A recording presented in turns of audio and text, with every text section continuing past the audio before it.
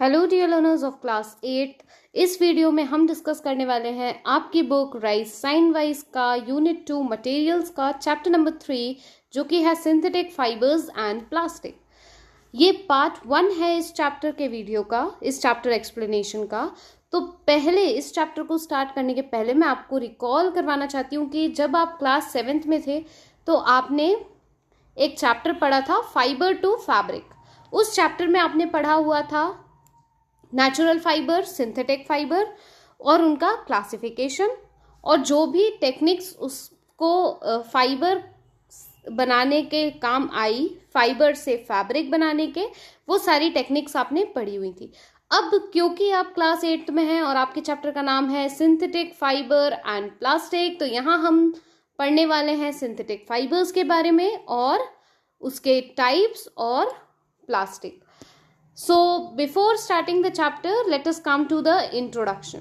इस चैप्टर का जो इंट्रोडक्शन है वो ये है कि ऑलरेडी आपको पता है कि नेचुरल फाइबर्स क्या हैं। ऐसे फाइबर्स जो ऑब्टेन होते हैं प्लांट या एनिमल की सोर्स से, वो होंगे आपके नेचुरल फाइबर्स, जैसे कि cotton, wool, silk and jute. इसके बाद ऐसे मटेरियल जो ह्यूमन मेड हैं या सिंथेसाइज किए जाते हैं लेबोरेटरी में, उनको हम बोलते हैं मैन मेड फाइबर और सिंथेटिक फाइबर। जो नेचुरल फाइबर हैं ये ऑब्टेन होते हैं नेचुरल मटेरियल से, वहीं अगर हम सिंथेटिक फाइबर या मैन मेड फाइबर की बात करें तो ये पेट्रोकेमिकल से सिंथेसाइज किए जाते हैं लेबोरेटरी में। अब हम आ जाते हैं सिंथेटिक फाइबर, हम डिटेल में पढ़ने वाले हैं, ठीक है। तो सिंथेटिक फाइबर्स जो हैं वो नेचर में नहीं होते हैं, मतलब नेचुरली ऑकरिंग नहीं होते हैं, और इनको प्रोड्यूस और प्रिपेयर किया जाता है कहाँ पे? फैक्ट्रीज में, बहुत सारे केमिकल्स के यूज से। इसलिए इनको हम आर्टिफिशियल फाइबर्स भी बोलते हैं। दूसरा नाम क्या है इसका? Artificial fibres. ऐसे फाइबर्स के एग्जाम्पल क्या होंगे? पॉलिस्टर, नाइलॉन, रेयॉन, एक्रेलिक, ये सारे जो एग्जाम्पल हैं ये किसके होंगे? आर्टिफिशियल या सिंथेटिक फाइबर के एग्जाम्पल हैं। ये जो है ह्यूमन मेड फाइबर्स हैं, केमिकल की प्रोसेस से बनाए जाते हैं, केमिकली ट्रीट करके बनाए जाते हैं, और केमिकल्स जब हम इसमें ट्रीट करते हैं तो इसको बोलते हैं पॉलीमराइजेशन। जो प्रोसेस है वो कौन सी होगी? पॉलीमराइजेशन। आप इस पर्ल को, इस नेकलेस को देखिए, इसमें जो पर्ल्स हैं, जो बीड्स हैं, वो एक साथ बंधी हुई है ना। इस एक पर्ल को आप मानिए ये मोनोमर है, ठीक है। मोनोमर मतलब 1 यूनिट, और पॉलीमर यानी कि मेनी यूनिट्स। तो बहुत सारी यूनिट से मिलकर अगर कोई एक चीज बनी है तो उसको हम बोलेंगे पॉलीमर। एक चेन बनी हुई है तो उसको बोलेंगे पॉलीमर, और वो प्रोसेस क्या हो जाएगी? पॉलीमराइजेशन। जो सिंथेटिक फाइबर्स हैं वो बहुत सारी स्मॉल यूनिट्स के बने हुए हैं। किसके बने हुए हैं? स्मॉल यूनिट्स के, जिनको हम बोलते हैं मोनोमर। जैसे कि इस नेकलेस की एक बीड जो है वो हमने क्या कंसीडर करी है? मोनोमर। और ये जो चेन बनी हुई है, इस चेन को हम बोलेंगे पॉलीमर, ठीक है। और ऐसे ही बहुत सारे मोनोमर्स जब एक साथ जुड़ते हैं और एक लंबी सी चेन बनाते हैं तो उसको हम बोलते हैं पॉलीमर। और ये जो प्रोसेस है जिससे मोनोमर्स कंबाइंड होके पॉलीमर्स बनाते हैं, इस प्रोसेस को हम बोलते हैं पॉलीमराइजेशन। तो ये एक आईएमपी प्रोसेस है। पॉलीमराइजेशन हमेशा डिफाइन में पूछ लिया जाता है, तो इसको आप अच्छे से याद करिए। अब मोनोमर्स जो हैं वो ज्वाइन होते हैं एक दूसरे से, बहुत सारे तरीकों से हो सकते हैं, तो उनमें से एक तरीका है लीनियर मैनर। अगर वो लीनियर मैनर यानी कि एक लाइन में ज्वाइन हो रहे हैं तो उनको हम बोलेंगे लीनियर मैनर, और वो प्रोसेस होगी लीनियर पॉलीमराइजेशन। और अगर क्रॉस लिंक्ड हैं, क्रॉस लिंक्ड यानी कि इस तरीके से जुड़े हुए हैं, तो हम उनको बोलेंगे क्रॉस लिंक पॉलीमराइजेशन। इतनी बात समझ आई? तो ये टाइप्स भी पूछ लिए जाते हैं, तो ये पॉलीमराइजेशन एक बहुत इंपॉर्टेंट टॉपिक कंसीडर किया गया है। ये देखिए, ये है लीनियर चेन पॉलीमराइजेशन और ये है क्रॉस लिंक्ड पॉलीमराइजेशन। तो यहाँ देखिए बहुत सारे मोनोमर्स जुड़ के क्या बना रहे हैं? पॉलीमर्स। यहाँ पे भी वही है, बस ये क्रॉस लिंक्ड है और ये लीनियर है। All synthetic fibers such as rayon, nylon are also polymers. Synthetic fiber जैसे कि रेयन और नाइलॉन क्या होते हैं? पॉलीमर्स होते हैं. अब हम आ जाते हैं रेयन पे. यही पढ़ना है डिटेल में. सिंथेटिक फाइबर्स को हमको डिटेल में पढ़ना है ना. तो रेयन जो है उसको हम क्या बोलते हैं? आर्टिफिशियल सिल्क बोलते हैं. रेयन एक मैनमेड फाइबर है, सिल्क से रिसेंबल करता है. अपीयरेंस, टेक्सचर और शाइन बिल्कुल सिल्क के जैसा है, इसलिए हम इसको आर्टिफिशियल सिल्क बोलते हैं. सिल्क जो है वो, सिल्क के जो फाइबर्स हैं वो सिल्क वॉर्म से बनाए जाते हैं. ठीक है. और it is rightly called as queen of fibres. Queen of fibres किसको बोला जाता है? सिल्क को. तो ये MCQ में पूछ लिया जा सकता है आपसे कि क्वीन ऑफ फाइबर कौन है? सिल्क. क्यों? क्योंकि उसके लस्टर की वजह से. लस्टर जो है वो होता है उसकी शाइन. किसी भी चीज के हम शाइन को क्या बोलते हैं? लस्टर. तो सिल्क जो फाइबर है, फैब्रिक है, उसमें शाइन बहुत ज्यादा होती है और इसीलिए ये बहुत ज्यादा कॉस्टली होता है. जबकि अगर हम रेयन की बात करें तो ये सेमी सिंथेटिक फाइबर है and made from natural resources by human made methods. Scientist जो है वो बहुत ज़्यादा काम करते हैं क्रिएट करने में इस आर्टिफिशियल सिल्क को. ये बनाई जाती है वुड के पल्प से. वुड का जो पल्प है उसको पहले मिक्स किया जाता है एक एल्कलाइन सोल्यूशन में. एल्कलाइन मतलब बेसिक सोल्यूशन में, है ना, बेसिक सोल्यूशन में. और फिर इससे एक थिक लिक्विड बनाया जाता है जिसको बोलते हैं सेलुलोज. और ये सेलुलोज जो है इसको स्मॉल होल से पास करवाते हैं, तब जाकर के ये,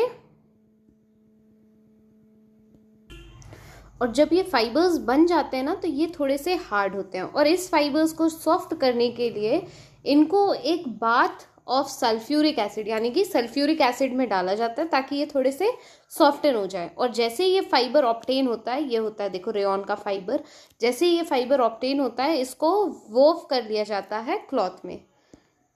इस तरीके से मेकिंग ऑफ रेयन होती है. ठीक है. ये फाइबर है रेयन का. ये रेयन का जो फाइबर है ये अंडरगो करता है केमिकल प्रोसेस को. ये है रेयन के क्लॉथ्स. नेक्स्ट हम बात करते हैं यहाँ पे कैरेक्टरिस्टिक्स ऑफ रेयन. तो रेयन की क्या क्या कैरेक्टरिस्टिक्स हैं? It can be woven like silk. ये सिल्क के जैसे वीव कर लिया जाता है. देन चीपर देन सिल्क, सस्ता होता है और इसको हम इजीली डाई कर सकते हैं. शाइन और लस्टर बिल्कुल सिल्क के जैसा होता है और एब्जॉर्ब करता है मॉइस्चर को कॉटन के जैसे. और गुड इन समर क्लॉथ, मतलब गुड होता है समर्स में पहनने के लिए. अब रेयन के यूजेस क्या क्या हैं? तो रेयन का यूज किया जाता है क्लॉथ्स की मेकिंग में, जैसे कि सूट, जैकेट और बहुत सारी चीजें.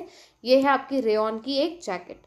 इसके बाद इसको वुल के साथ मिक्स करके कारपेट बनाया जाता है. क्यों? क्योंकि जो रेयन फाइबर है वो एक शाइनी टेक्सचर देता है मैट को. रेयन जो है एक स्ट्रॉन्ग फाइबर है और यूज किया जाता है ऑटोमोबाइल के टायर कॉर्ड्स में. इसके बाद जो रेयन है उसको कॉटन के साथ मिक्स करके बेडशीट बनाई जाती है, क्योंकि रेयन फाइबर जो है एक रिच टेक्सचर देता है फैब्रिक को. ये होम फर्निशिंग जैसे कि कर्टन्स और टेबल क्लॉथ बनाने के लिए भी यूजफुल है.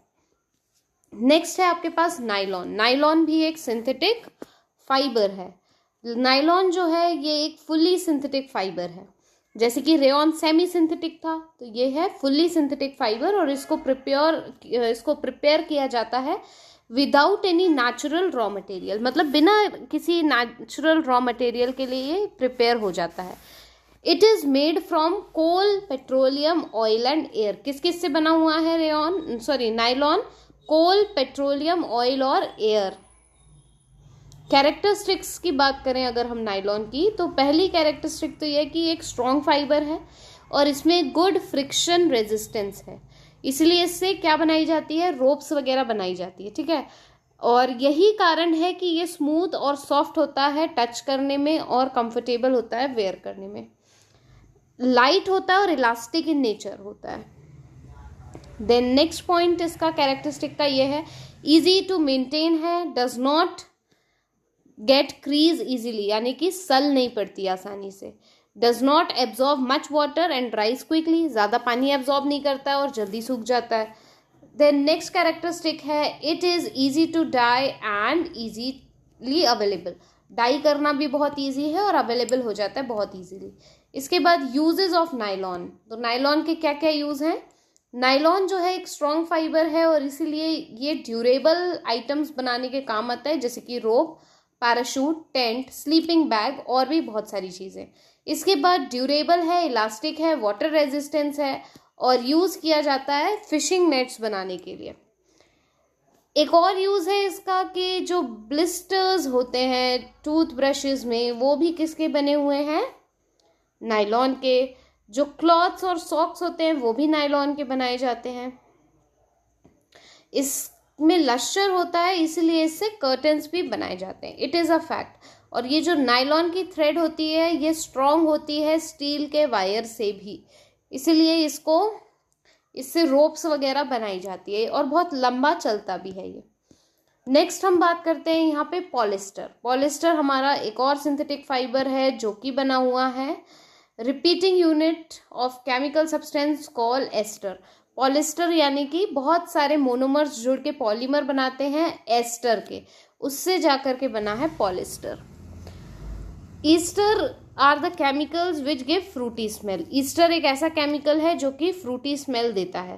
Fabric are sold by the name such as polycot, polywool, terrycot and so on. किस किस नाम से, पॉलीकॉट, पॉलीवुल, टेरिकॉट, इन नामों से पॉलिस्टर को बेचा जाता है। इसका खुद का नाम ही इंडिकेट करता है कि ये किसी के साथ ब्लेंड हुए, मतलब ये मिक्सचर है। जैसे पॉलीवुल का अगर हम बात करें तो पॉलिस्टर और वुल के मिक्सचर को पॉलीवुल बोलते हैं। पॉलीकॉट यानी कि पॉलिस्टर और कॉटन के मिक्सचर को हम पॉलीकॉट बोलेंगे, है ना। तो ये नाम ही इंडिकेट करता है कि ये मिक्सचर है। Polycot is the mixture of polyester and cotton. वैसे ही पॉलीवुल जो है वो पॉलिस्टर और वुल का ब्लेंड है। अब हम आ जाते हैं कैरेक्टरिस्टिक्स ऑफ पॉलिस्टर। तो पॉलिस्टर की कैरेक्टरिस्टिक्स पहली तो ये है कि ये भी एक स्ट्रॉन्ग फाइबर है, ड्यूरेबल है, रेजिस्टेंट है ज़्यादा केमिकल से। Then it does not get wrinkle easily, wrinkle नहीं आते हैं इन क्लॉथ्स में। फिर वाटर रेजिस्टेंट है, कैसा है, वाटर रेजिस्टेंट है। Highly inflammable and can catch fire, fire जल्दी कैच कर सकता है। नेक्स्ट है यूजेस ऑफ पॉलिस्टर। पॉलिस्टर जो है वो किस किस चीज़ के लिए यूज़ किया जाता है, तो पॉलिस्टर का यूज़ होता है वैरायटी ऑफ आइटम्स बनाने के लिए, जैसे कि sari, T shirt, dress material, curtains, bags and so on.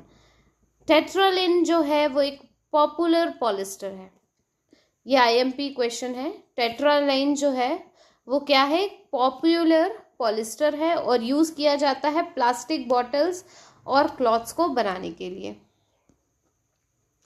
फिर पॉलीथिन या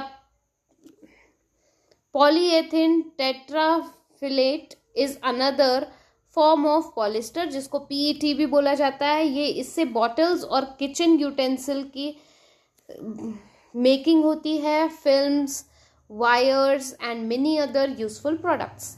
इसके बाद इसका एक और यूज़ है कि जो वाटर हॉर्स होते हैं, जो फायर फाइटर्स होते हैं, उसके लिए भी इसको यूज़ किया जाता है।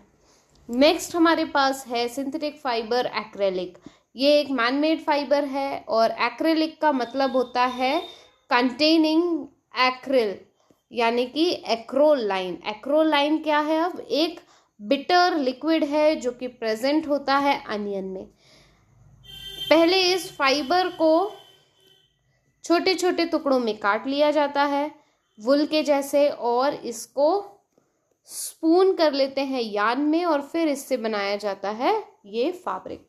इसकी कैरेक्टरिस्टिक्स क्या होंगी, तो कैरेक्टरिस्टिक्स ऑफ एक्रेलिक फाइबर ये है कि ये स्ट्रॉन्ग है और लाइट इन वेट है। ये एक वार्म फाइबर है और रिसेंबल करता है वुल से, मतलब वुल के जैसा ही दिखता है। इसके बाद इसको डाई कर सकते हैं इजीली। चीपर है, यानी कि इसकी जो कॉस्टिंग है वो लेस है। Resistant to chemical oil insect such as moth, यानी कि इस पर जो इंसेक्ट्स हैं वो इतनी जल्दी एक्ट नहीं करते, जबकि वुल जो होता है उस पर एक्ट करते हैं। Does not fade in sunlight, अगर आप इसको सनलाइट में भी रख देंगे तो ये फेड नहीं होगा। ईजी टू वॉश है, कैसा है ये, ईजी टू वॉश। फिर इसके बाद इसको स्टोर करना ईजी है, यानी कि अगर वुलन क्लॉथ होते हैं तो हम उसमें नेफ्थलीन की बॉल्स डाल के रखते हैं ताकि वो प्रोटेक्टेड रहे इंसेक्ट अटैक से। लेकिन अगर हम एक्रेलिक एज अ सिंथेटिक वुल की बात करते हैं तो ये रेजिस्टेंट होते हैं इंसेक्ट और मॉथ के एक्शन से या अटैक से। Some people who have allergy of wool, कुछ लोगों को वुल की एलर्जी होती है तो वो एक्रेलिक क्लॉथ का यूज़ करते हैं, तो एक्रेलिक क्लॉथ से किसी भी प्रकार की एलर्जी नहीं होती उनको। अब यूजेस क्या है एक्रेलिक के? पहला यूज है कि वार्म क्लॉथ्स जैसे कि कैप्स, स्कार्फ्स, ग्लव्स और स्वेटर्स बनाने के काम आता है। इसके बाद ब्लैंकेट्स भी इसके बने होते हैं और इसको यूज किया जाता है प्लास्टिक और पेंट्स बनाने के लिए। फिर उसके बाद इसका फर मेकिंग में यूज होता है, फेक फर्स हम बना सकते हैं for making toy and fur accessories. It can also be used in making boat sails and car covers. तो ये हुए आपके पूरे सिंथेटिक फाइबर्स। अब हम बात करते हैं कि एडवांटेजेस क्या होते हैं और डिसएडवांटेजेस क्या होते हैं सिंथेटिक फाइबर्स के। और ये इस वीडियो का अभी पार्ट 1 का ये लास्ट टॉपिक होगा, एडवांटेजेस और डिसएडवांटेजेस। उसके बाद हम प्लास्टिक टॉपिक जो है वो सेकेंड पार्ट में कवर करेंगे। तो यहाँ हम पढ़ लेते हैं एडवांटेजेस ऑफ सिंथेटिक फाइबर। तो बहुत सारे एडवांटेजेस हैं, जैसे कि ड्यूरेबल है, यानी कि बहुत लंबे समय तक ये चलेगा। फिर इजीली अवेलेबल है, वैरायटी ऑफ कलर्स में बहुत ज़्यादा अवेलेबल है, इजीली मिल जाता है, बहुत सारी वैरायटी ऑफ कलर्स भी मिल जाती है। इसके बाद ये इजी टू वॉश है और ड्राई करने के लिए भी इजी है, मेंटेन करने के लिए भी इजी है, आसानी से धुलता सूखता और मेंटेन हो जाता है। They are strong and more elastic than natural fibre. जो नेचुरल फाइबर हैं उनसे ये ज़्यादा स्ट्रॉन्ग है और इलास्टिक हैं। They are resistant to moth attack, यानी कि इंसेक्ट भी इतनी जल्दी अटैक नहीं कर पाता है इन पे।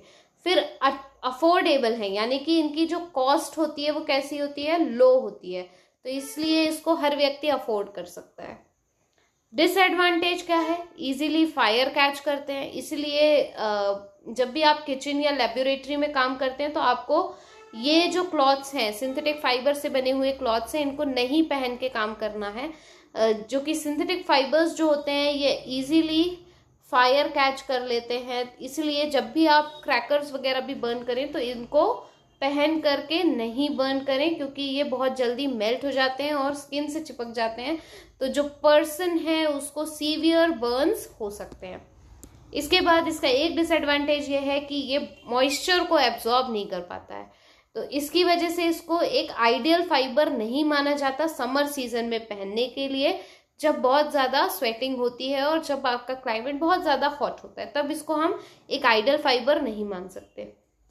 जो सिंथेटिक फाइबर है वो क्विकली मेल्ट कर जाता है हीट होने पे, और बहुत केयरफुल होना पड़ता है इसको आयरन करते टाइम, क्योंकि जैसे आयरनिंग में टेम्परेचर आपका प्रेस का बढ़ेगा तो क्या होगा, ये फाइबर चिपकने का डर रहता है। तो इसी के साथ में आपका जो पार्ट 1 का वीडियो है मैं उसको यहाँ पे एंड करती हूँ। ये जो बुक की एक्सरसाइजेज हैं इसके लिए एक अलग से एक्सरसाइज वीडियो बना हुआ है, आप वो जा कर के देख सकते हैं। यहाँ हम पार्ट 1 जो है उसको एंड अप कर रहे हैं और पार्ट 2 में पढ़ने वाले हैं प्लास्टिक्स के बारे में। तो if you have not watched the exercise video, kindly watch it and stay connected to ScienceWise for part 2 video of this chapter. Thank you, dear learners.